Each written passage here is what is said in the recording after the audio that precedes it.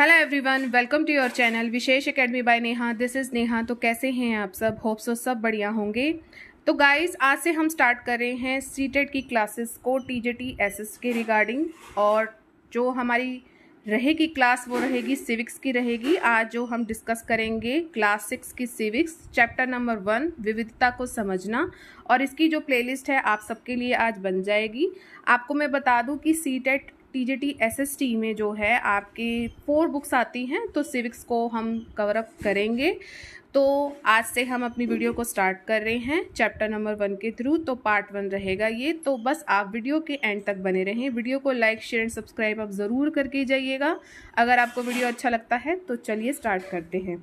देखिए, विविधता को समझना, हमारे चैप्टर की थीम ही यही है कि विविधता मतलब आपको अलग अलग चीज़ें दिखना हर व्यक्ति में। विविधता किस किस में हो सकती है, किन किन चीज़ों में हो सकती है? जैसे कि भाषाओं में विविधता होती है, बिल्कुल होती है। भाषा में विविधता देखने को मिलती है। हमारे भारत में जो है लोग हैं, तरह तरह की भाषा बोलते हैं, तरह तरह के आपके रीति रिवाज हैं, ठीक है। तो इनमें भी आपको विविधता देखने को मिलती है।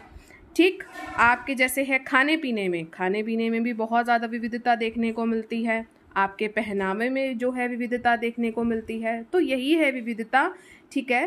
तो चलिए, लोग अपनी उपस्थिति क्षेत्रीय, सांस्कृतिक और धार्मिक दृष्टि से क्या होते हैं, एक दूसरे से भिन्न होते हैं।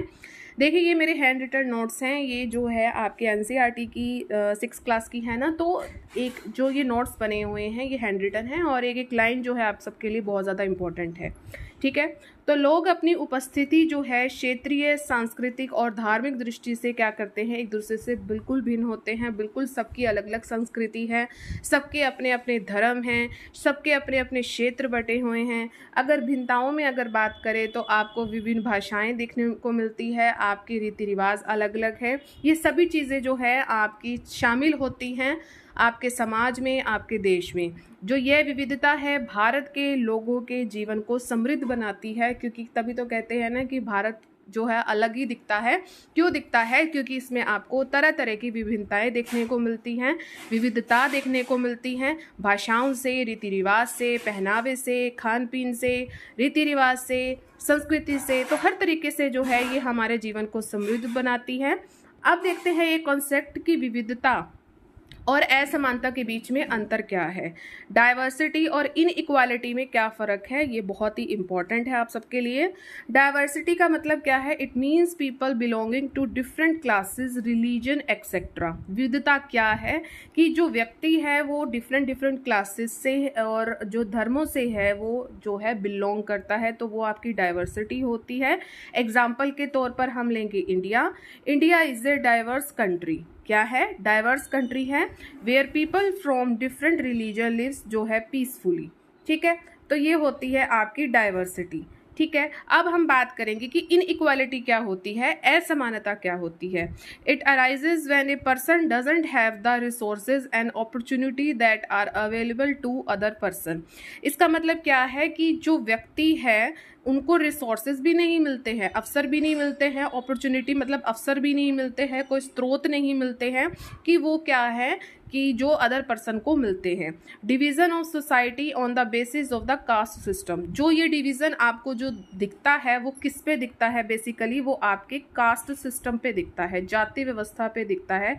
कास्ट को लेकर जो है हम इनइक्वालिटी जो है हम व्यक्तियों के साथ निभाते हैं। एग्जाम्पल के तौर पर आप समझ सकते हो कि एक potter son is force to remain a potter, मतलब जो कुम्हार का बच्चा है तो वो कुम्हार ही बनेगा।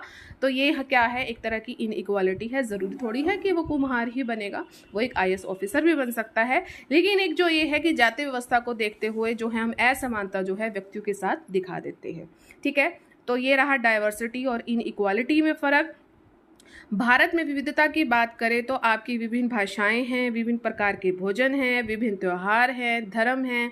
इनकी उपस्थिति के कारण जो है भारत कैसा देश है? भारत बहुत ही विविधता वाला देश है। अक्सर लोग नई ज़मीनों या बसने के लिए नए स्थानों या लोगों के साथ व्यापार करने की तलाश में ये जो है जाते थे, ठीक है। उस समय क्या होता था कि नए नए स्थानों पर जाते थे नई ज़मीनों के लिए और वहाँ पर बसने के लिए। तो ऐसे क्या होता था, जब मान लीजिए कि अगर मैं तमिलनाडु चली जाती हूँ तो वहाँ की संस्कृति से मैं रूबरू होंगी, तो हरियाणा का भी तो उनको कुछ ना कुछ मैं ऐसा दूंगी ना कि भाई हमारे हरियाणा में कैसे लोग खाते पीते हैं, कैसे क्या करते हैं, तो तमिलनाडु वाले अपनी बात बताएंगे। तो इससे क्या होगा, इससे ये होगा कि संस्कृति का क्या होगा, आदान प्रदान होगा। उन्हें मेरी संस्कृति का पता लगेगा, उन्हें मेरे खान पान का पता लगेगा, पहनावे का पता लगेगा, ऐसे ही मुझे उन सब के बारे में सब कुछ पता लगेगा। ठीक है, तो इसीलिए पुराने समय में ऐसा ही होता था। व्यापार करने की दृष्टि से लोग एक स्थान से दूसरे स्थान पर जाते थे, तो इसलिए उनकी क्या हो जाते थे, उनकी जो भाषाएं होती थी, भोजन हो गया, संगीत हो गया, धर्म हो गया, पुराने और नए का, ये सब क्या हो गया, मिक्स मैच हो गया। और संस्कृतियों के इस मिश्रण से जो है कुछ नया और अलग ही जो है हमारे सामने दिखा। ठीक है, इस प्रकार विविधता तब भी आती है जब लोग अपने जीवन को भौगोलिक क्षेत्र के अनुसार ढाल लेते हैं। बिल्कुल, अगर मैं कहूँ कि मैं लद्दाख में जा रही हूँ कि वहाँ का जो भौगोलिक क्षेत्र है उसके अकॉर्डिंग अगर मैंने खुद को ढाल लिया, ठीक है, तो विविधता तो वो भी दिखी ना, क्योंकि मैं तो यहाँ की हूँ जिसमें वो रहते हैं। उदाहरण के लिए समुद्र के पास रहने जो पहाड़ी इलाके हैं आदि में रहने से जो है ये बिल्कुल ही क्या होते हैं, काफ़ी अलग होते हैं। किसी क्षेत्र की विविधता को प्रभावित करने वाले कुछ ऐतिहासिक और भौगोलिक कारण ही हैं, जिसमें सबसे पहले हम बात करेंगे लद्दाख की। आपकी 6th क्लास के NCERT सिविक्स में जो है लद्दाख के जो है भूगोल पे बात की गई है। तो लद्दाख को देखते हैं कि कैसा है वहाँ का भूगोल। तो लद्दाख जो है जम्मू और कश्मीर के पूर्व में पहाड़ों में एक क्या है, एक रेगिस्तान है। जम्मू एंड कश्मीर आपको पता है कि नॉर्थ में है, तो इसके पूर्व में जाकर जो है आपके क्या है, पहाड़ों में एक ही रेगिस्तान है। क्या? लद्दाख। लद्दाख में ऐसी क्या खास बात है, ये डायरेक्ट आपसे क्वेश्चन पूछा जाता है कि लद्दाख में जो है कृषि बहुत ही कम होती है।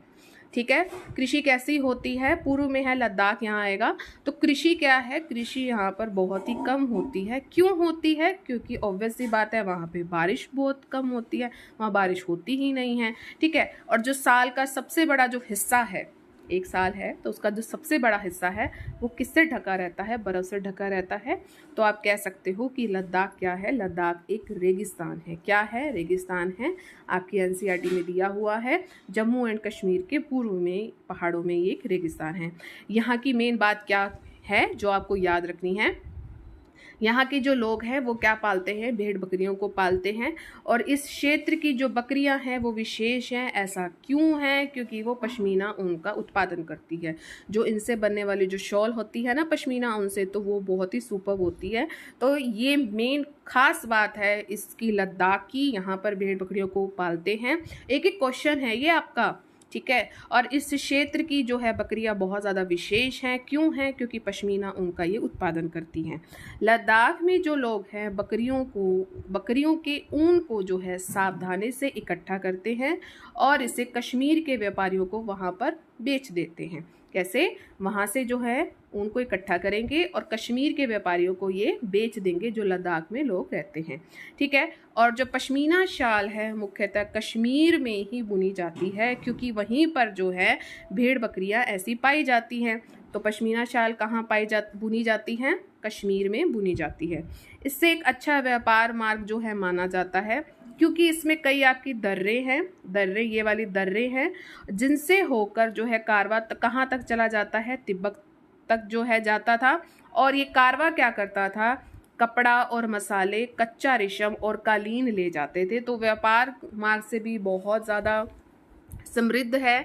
ठीक है, एक जैसे लोगों का झुंड बन गया है, कारवां बन गया है। तो ये कहाँ तक ले जाते थे? ये तिब्बत तक जाते थे और अपने साथ साथ क्या लेके जाते थे? कपड़ा भी लेके जाते थे, मसाले भी ले जाते थे, कच्चा रेशम भी ले जाते थे और कालीन भी ले जाते थे। ठीक है, तो ये जो है आपको याद रखना है। तो ये रहेगा पार्ट 1। तो कैसा लगा? मुझे पता है जो वीडियो है बहुत छोटी है, लेकिन आज जो है फर्स्ट क्लास थी तो इसीलिए अपना जो है कमेंट सेक्शन में फीडबैक ज़रूर दीजिएगा। कल पार्ट 2 रहेगा तो आपका ये चैप्टर बिल्कुल कंप्लीट हो जाएगा और आगे कोशिश करेंगे कि एक ही वीडियो में आपका पूरा चैप्टर कंप्लीट हो जाए। ठीक है, तो कल हम करेंगे पार्ट 2। पार्ट 1 कैसा लगा कमेंट सेक्शन में आपने अपना ज़रूर फीडबैक देना है, लाइक ज़रूर करके जाना है, शेयर आपने मैक्सिमम करना है। आपके जितने भी एजुकेशनल ग्रुप हैं, सब्सक्राइब का रेड बटन उसे ज़रूर प्रेस करिएगा, ऑल पर ज़रूर क्लिक करिएगा, ताकि चैनल पर जितनी भी वीडियोज़ आएँ उसकी नोटिफिकेशन आपको टाइम टू टाइम मिलती रहे। आपको मैं बता दूँ सिविक्स के साथ ही जो है मैं आप सबके लिए जो है हिस्ट्री भी साथ में स्टार्ट कर दूंगी 6 क्लास की। तो साइड बाय साइड जो हमारी हिस्ट्री भी चलती रहेगी और आपकी सिविक्स भी चलती रहेगी, ठीक है। तो चलिए, बस अब आपको यही कहूँगी, बस आप चैनल को सब्सक्राइब कर लीजिए क्योंकि आपको बहुत अच्छी अच्छी वीडियोज़ आगे देखने को मिलेगी। हैंड रिटन जो है आपको नोट्स भी दिखेंगे। तो चलिए मिलेंगे अपने नेक्स्ट सेशन में। Till then thank you so much for watching. Bye bye guys and take care.